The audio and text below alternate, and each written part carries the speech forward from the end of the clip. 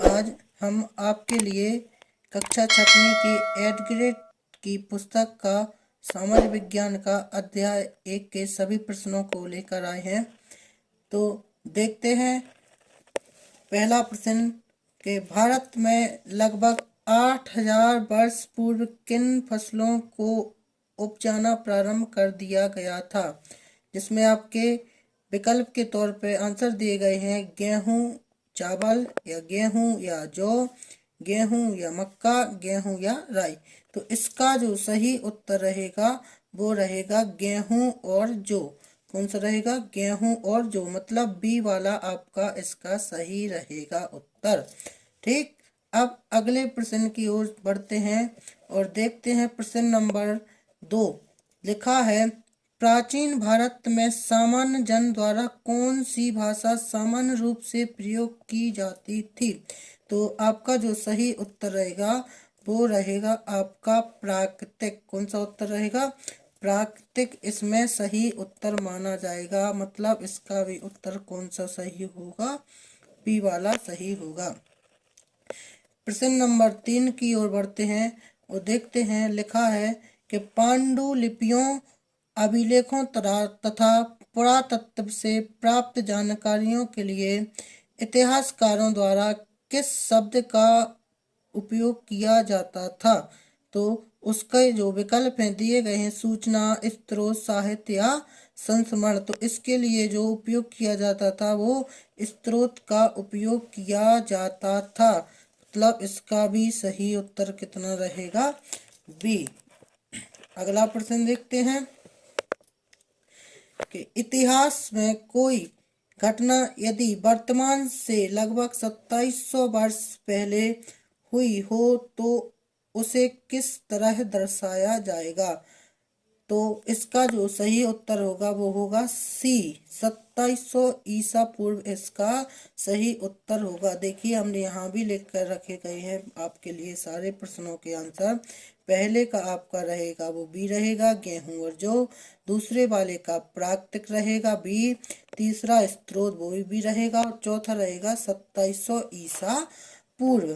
ठीक, अब आगे बढ़ते हैं 5वें प्रश्न की ओर। जो प्रश्न लिखा है अतीत के बारे में हम कैसे जान सकते हैं। तो अतीत के बारे में हम कैसे जान सकते हैं, तो देखते हैं इसका उत्तर सही क्या होगा।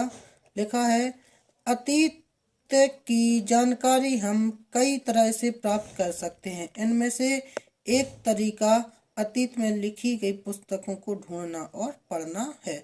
तो प्रश्न नंबर आपका क्या था? प्रश्न नंबर आपका जो 5वां था वो था अतीत के बारे में हम कैसे जान सकते हैं।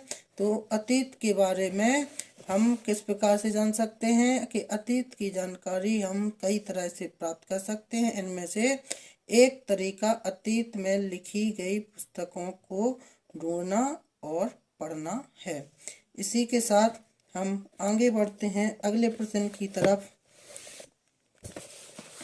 जो रहेगा आपका प्रश्न नंबर 6।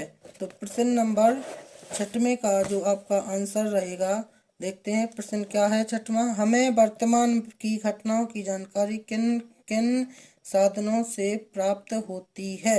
किन किन साधनों से प्राप्त होती है। तो इसका उत्तर रहेगा हमें वर्तमान की घटनाओं की जानकारी रेडियो, टेलीविजन तथा अखबारों के माध्यम से प्राप्त होती है तथा मोबाइल और कंप्यूटर जैसे साधन भी वर्तमान की घटनाओं की जानकारी प्रदान करते हैं।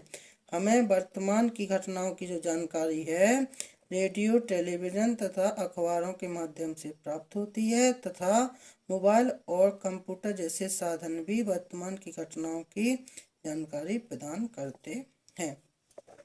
ठीक, अब इसके बाद हम आपके लिए देखते हैं प्रश्न नंबर 7। तो प्रश्न नंबर जो 7 है लिखा गया है कि पांडुलिपि से क्या आशा है, प्राचीन काल में पांडुलिपियां किस तरह लिखी जाती थी।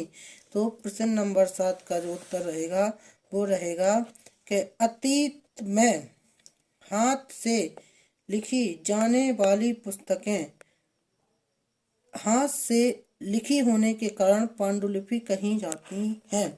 अतीत में जो पुस्तकें हाथ से लिखी होती थी तो हाथ से लिखे जाने के कारण उनको पांडुलिपि कहा जाता था या कहलाती थी।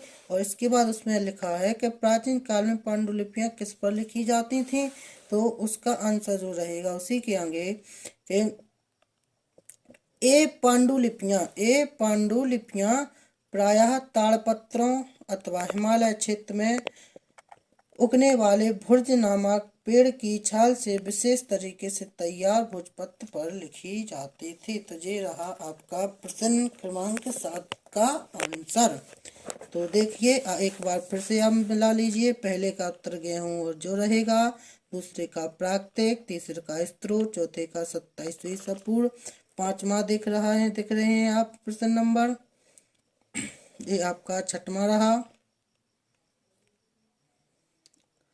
ये रहा आपका 7वां प्रश्न।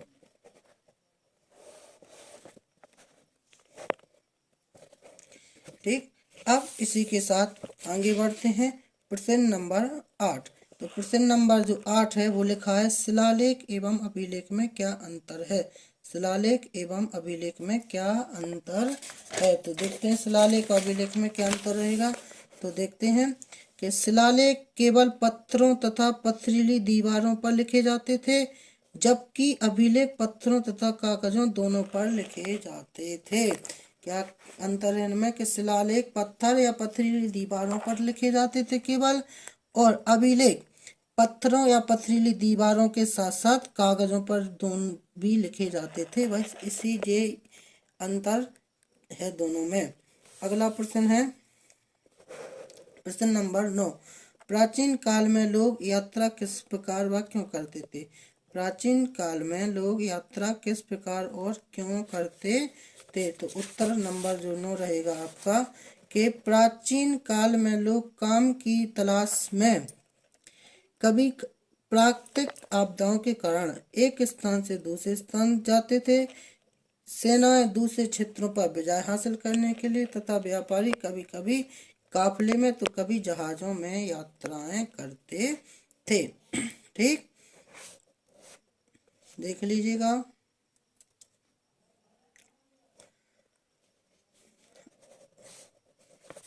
अब आपका जो अगला प्रश्न है वो रहेगा प्रश्न क्रमांक 6, प्रश्न क्रमांक 10। तो प्रश्न क्रमांक जो 10 है, सहायक नदी किसे कहते हैं। गंगा की सहायक नदियों के नाम लिखिए। तो देखते हैं उसका आंसर। सहायक नदियां उन्हें कहते हैं जो एक बड़ी नदी में मिल जाती हैं। सहायक नदियां उन्हें कहते हैं जो एक बड़ी नदी में मिल जाती हैं। और गंगा की सहायक नदियों के नाम है यमुना, घाघरा, एक घाघरा पढ़ा जाएगा, गंडक और कोसी। ठीक, अब अगला प्रश्न नंबर जो 11 है, पुरातत्वविद किसे कहते हैं, वे किन चीजों का अध्ययन करते हैं। तो देखते हैं पुरातत्वविद किसे कहते हैं। प्रश्न नंबर 11 का आंसर, अतीत में बनी और प्रयोग में लाई गई वस्तुओं का अध्ययन करने वाला व्यक्ति पुरातत्वविद कहलाता है। अतीत में बनी और प्रयोग में लाई गई वस्तुओं का अध्ययन करने वाला व्यक्ति पुरातत्वविद कहलाता है। वे पत्थर और ईंट से बनी इमारतों के अवशेषों, चित्रों तथा मूर्तियों का अध्ययन करते हैं।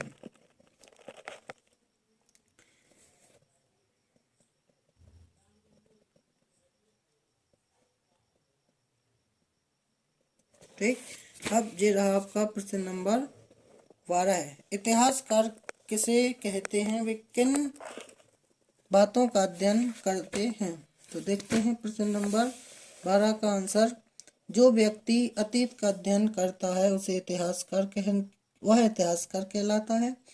वे पांडुलिपियों, अभिलेखों तथा पुरातत्वविद से ज्ञात जानकारी का अध्ययन करते हैं, अतः इन सभी स्रोतों का प्रयोग सुराग के रूप में कर अतीत को जानने का प्रयास करते हैं। यह आपका प्रश्न क्रमांक 12 का आंसर। अब बढ़ते हैं प्रश्न क्रमांक 13 की ओर। तो प्रश्न क्रमांक 13 है, कॉमन एरा तथा बिफोर कॉमन एरा से क्या आशा है, लिखिए। तो प्रश्न नंबर 13 का जो आंसर रहेगा वो रहेगा कभी कभी एडी की जगह सीई तथा बीसी की जगह बीसीई का प्रयोग होता है। कभी कभी एडी की जगह सीई तथा बीसी की जगह बीसीई का प्रयोग होता है। सीई अक्षरों का प्रयोग कॉमन एरा तथा बीसीई का बिफोर कॉमन एरा के लिए होता है। तो ये रहे आपके प्रश्न 13 के उत्तर। अब जो अगला सवाल रहेगा, लास्ट रहेगा, वो रहेगा आपका मानचित्र। तो मानचित्र में देखते हैं कि गंगा नदी, ब्रह्मपुत्र नदी, पूर्वी व पश्चिमी घाट, सतपुड़ा व विंध्याचल पहाड़ी, थार मरुस्थल, गारो पहाड़ियाँ कहाँ कहाँ रहेंगी। तो ये देखिएगा आप कि आपका ये पश्चिमी घाट यहाँ रहेगा, यहाँ पूर्वी घाट रहेगा, यहाँ सतपुड़ा पर्वत, विंध्याचल पहाड़ियाँ, थार मरुस्थल, इस जगह गंगा नदी रहेगी, यहाँ गारो रहेगा। ठीक, जो आपका है गारो पहाड़ियाँ, और इसके जस्ट ऊपर रहेगी ब्रह्मपुत्र नदी। तो इसी के साथ बने रहिए हमारे TR coaching classes YouTube channel में, और आगे सभी विषयों की और सभी कक्षाओं की जानकारी आपको इसी प्रकार से मिलती रहेगी। जय हिंद।